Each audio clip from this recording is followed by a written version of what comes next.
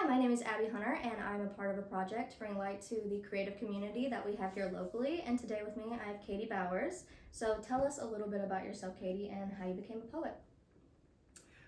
So being a poet wasn't exactly something I planned on doing. I actually ended up taking a creative writing class on a whim one summer at Trident Tech. It was right before my last year at Winthrop. And it was just like happening at almost the same time as a Spanish class I was taking, and I thought, that seems fun. And so my intention fully was to write like prose pieces. It was like, I'm gonna write some short stories, I'll work on writing a novel, poetry, blah. Like I had no interest in it. And then we got to that unit in the class, and it just, the moment I started, I was like, oh, this makes sense. Yeah. And I don't know how else to explain it than that when you've been like a fairly creative person your whole life, and like, because I was really heavily involved in like visual arts in high school and a little bit in college, and you've been doing things and you're like trying to figure this out and you're not totally fitting in, you can't figure out what medium like is your medium, because I ended up being an art major and then dropping from that to become an English major because I just wasn't getting it essentially. To find poetry and to all of a sudden have this moment of, oh, this is what I'm supposed to be doing. Yeah. Like, this is how I can make art, or my art, however you want to do it. And so I just kind of fell into it. I was about to turn 21, and I just was kind of like, it just like hit the road. Like, I was just like on fire with writing. I wrote all the time. And it was super cool. It was like an amazing feeling. And I didn't think that it would come to this point. Like, I never thought I would have a collection or have a bunch of poems published. It was just like, this is fun. Yeah. And that's just kind of how it came to be. And things just kind of unraveled over time. So going back to like the first times that you like messed with poetry, could you tell me a little bit about the first poem you ever wrote? Yeah. I went back not long ago and read it. I was kind of embarrassed. But there's definitely a lot of the same like thematic stuff about like just my earlier poems, which a lot of the ones in the collection are earlier ones, are very like self-deprecating and very like, I don't have a lot of confidence and I don't know how much I really like myself, that whole kind of thing that you go through when you're in your early 20s. Well, some people do. I did. And the first poem was really about that, and it was super cliche where I compared myself to a flower, you know what I mean? But like, I was just like all about it. I loved it. But it was really just about me reflecting upon myself and not really being a fan of who I was at the time as a person, physically, mentally, emotionally. And just, it was a way to write about that, and I thought it felt really good. That's it. So. What would you say your inspiration is now? Like, where do you draw from to write? I mean, honestly, it's just the day-to-day life that I have now with my daughter and my husband. My mom did pass away in February, so there's a lot of unwritten things there that are like slowly coming over time. It's a lot slower process than some other things are with writing about death, I found, than writing about like seeing my daughter do something really cool, or like seeing something beautiful, or writing about something really delicious that I've eaten, but I think that it's just, for the most part, this our very domestic life. And like these beautiful moments that occur like literally just in this room. Yeah. And there's nothing amazing, like it's nothing spectacular or grand on the surface, but beneath all of that, there's just a lot of inspiration there for me. So. And so since it's broad and domestic life, if you could boil it down to like one subject that you could write about for the rest of your life, what do you think it would be? I need to be really specific. Can it be really broad? It can be. How broad can I be? A little less broad than domestic life. Okay. A little less broad than one specific object. Got it. Okay. Got it. All right. I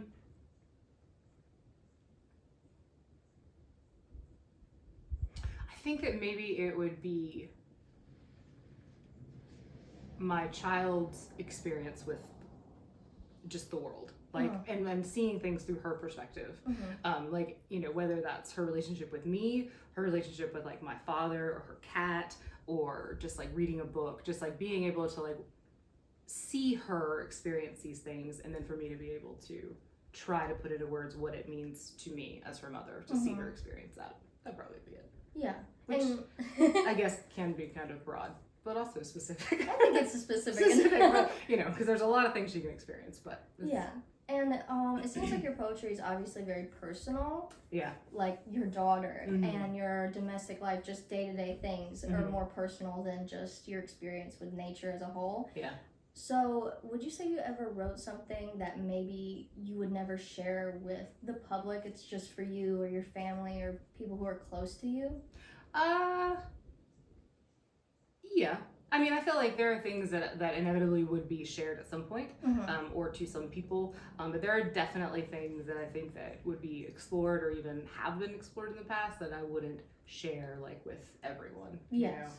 You know, that it would just be like, this is maybe too personal. Mm-hmm. But I think that's kind of a risk that you have to take as a writer. Mhm. And like there's like a lot of art forms where you could hide a lot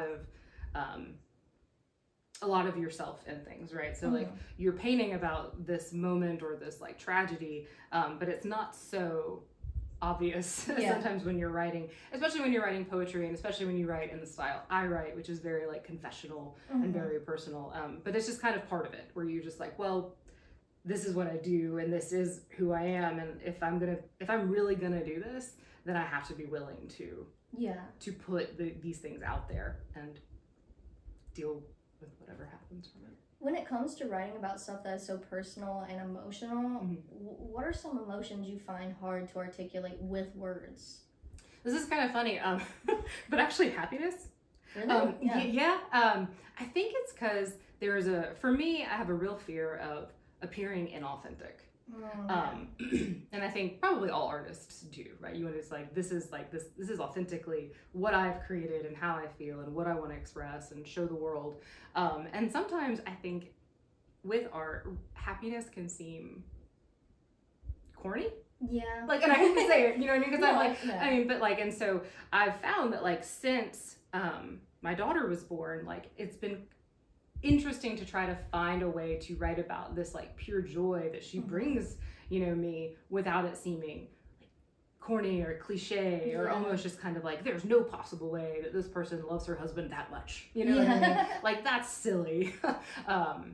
But it's not, you know, like those feelings are very authentic and very real, but it's a way of being like, how can I craft it in a way to make it, you know, as beautiful as it is, but very sincere and authentic and not like overly like corny or where someone's gonna read it and be like, no, that's silly, you know, like that's like a rom-com, you know what I mean? Yeah. So I think that happiness can be difficult in that way because you want to preserve the happiness and make sure that people see it as like being this very pure thing that you are trying to express. For like with anger, I mean, it's such or even sadness, it's such a complex emotion and it can mean so much for so many different people that like no one's gonna read a poem about sadness and say that it's cliche or corny. I mean, they might, but not normally because it's just a lot easier to write about and put images to those darker emotions, I guess.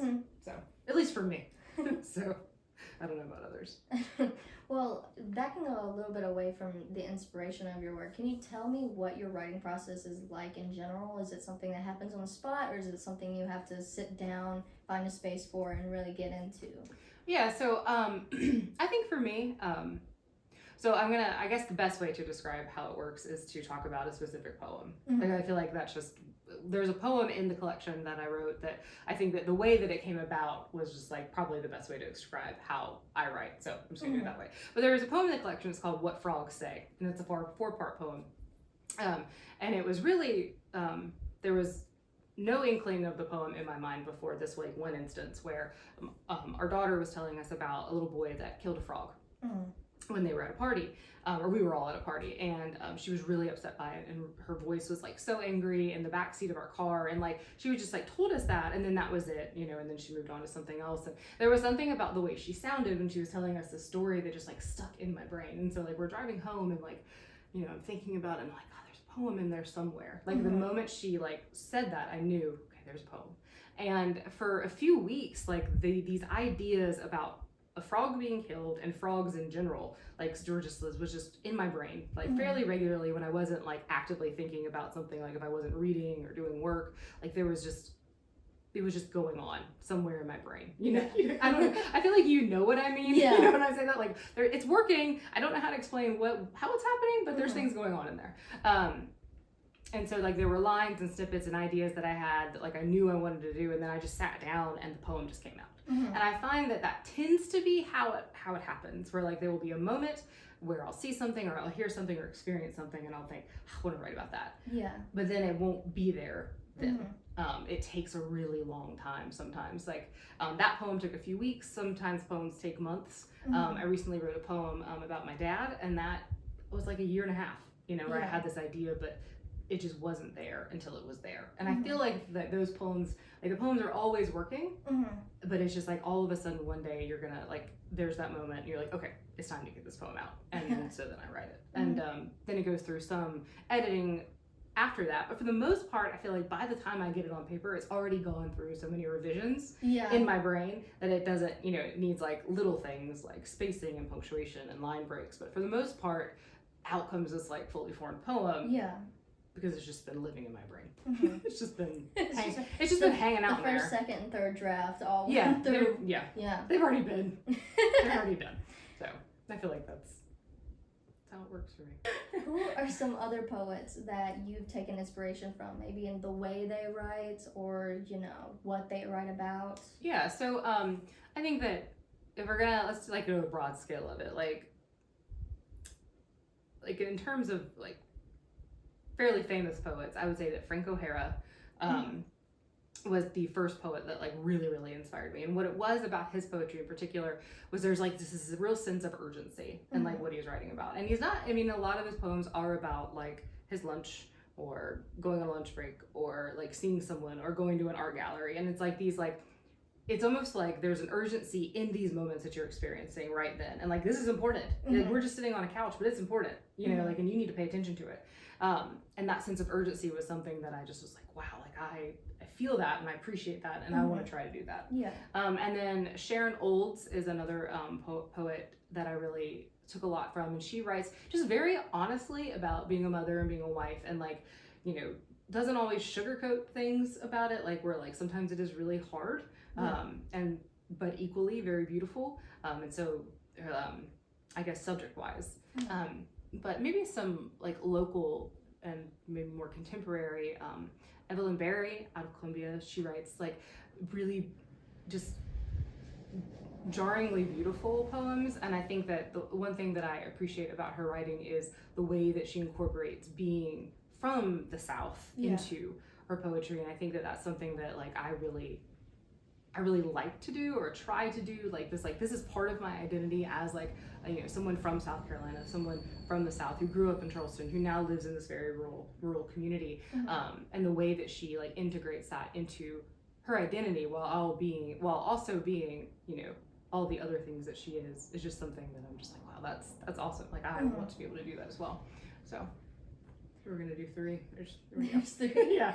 You say about living in the South and living in this rural area. Could you go on to a little bit more about how living in Lancaster affects your life as a poet? Yeah. So this is pretty interesting, I think, too, for me specifically, because and there's a poem in the collection about this in a way, but where I'm from Charleston originally, and so a lot of times when people like that we've just met will be like, oh, where are you guys from? And my husband will say, well, I'm from East Springs, but my wife's from Charleston, but we live in East Springs now. And they're just like, what? Like, why do you live there? You live in Charleston. Have you been there? It's beautiful. And I'm like, I know. I've seen it. But I think that for me, I wasn't aware when I was younger of how important certain parts of what Heath Springs has to offer is to me as an individual, right? So like you grow up in the city and like you're inundated with all of this like things that you're told like this is culture and this is beautiful and this is how life is supposed to be. It's very fast paced and very in your face, and I don't think that I would have bloomed as a poet had I not been here. Like I think that the slowness, how quiet it is, like the community, like everything about it, I think shaped me into the writer that I am, because it was something that internally, like I needed, you know, but like I didn't know that until I got here. And in fact, when we first got married, the plan was to go back to like Rock Hill, because we both went to Winthrop, or Charleston or somewhere, but not live in Heath Springs for our whole lives. We were just like, no, we're not going to do that. But then like about a year in, I was just like, I don't want to leave. Yeah. You know, like there was just something about it that was so calming to me, like as a person, and then very much so as a writer. So I really think that if it wasn't for Lancaster, like I wouldn't be the artist, poet, writer that I am. So Yeah. very grateful for Heath Springs. Oh, yeah. I'm actually from Heath Springs, so I am too. Yeah. But getting back to just a broad spectrum, what would you say is your favorite poet or poem you've ever read? Okay, so I mentioned earlier Frank O'Hara, and I think that he has a poem in one of his collections called Mayakovsky. God, I'm gonna say that. Mayakovsky. I feel like every time like I was like, okay, I was like, am I saying that right or am I saying that wrong? But anyway, it's a 4-part poem, and it's just I don't know. It's just one of those poems that I read when I read it for the first time. I was like, wow, Yeah. like it's like very corny to say, just like I feel seen by this poem. You know what I mean? Like before that was even a phrase when I first read it, but and you know, I think that emotion of reading it, being like, whoa, that's me, was also something that was a desire to do, to be able to like write something and have someone else read it and think like, oh yeah, like that's how I feel, or you know, like that gets like that you can cut that out. That, you know, this poem gets me, kind of thing. Like, so when I read that, I was just like, man, yeah, how does he know how I feel? You know? Yeah. So it's just it's a neat thing to be able to connect with someone that's just like, I'm, you know, never would have known this person, and yet there's this poem that feels so personal to me. So I think that, yeah, Mayakovsky. Yep. Well, to wrap it all up, just in a nice bow, I have one more question for you. Okay. What does being creative mean to you? So I think that as humans, we all experience essentially the same things, right? Like we experience birth, we fall in love, we have heartache, we like hear beautiful things and taste delicious things, and we experience death. Like these are all things that we all experience. But what I experience is very different from what you experience or my neighbor experiences, even though at its core it's the same thing, right? And so I think that being creative is this, in many ways, this desire, or I would even stretch to say this need, to transcribe, however that looks for you, what you see and what you experience. And it's just like being able to take your experiences and, for me, put them onto paper. You know, because even though, yes, I am not the only woman who has given birth to a child, this is what it was like for me. Yeah. And it was, you know, important to me for these reasons, and or traumatic for these reasons, or scary for these reasons. And it's just like this, it's almost like a compulsion in many ways, where it's like, I've got to put this down. And I think that in a lot of ways, being creative, and I think about this in education a lot with students, because there's a lot of hesitancy around being creative with students who like aren't already involved in like writing courses or in art or in band.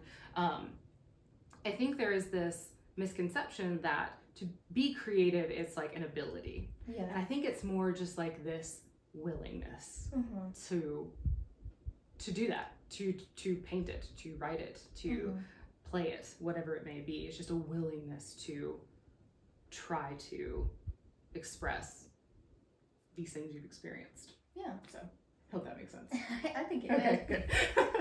But that was all I had for you. So thank you for your Awesome. time. Yeah, and thank you. This is a lot of fun.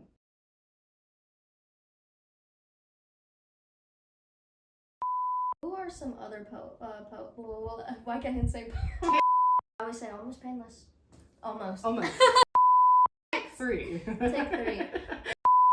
Yes. Yeah. Do I look at the camera?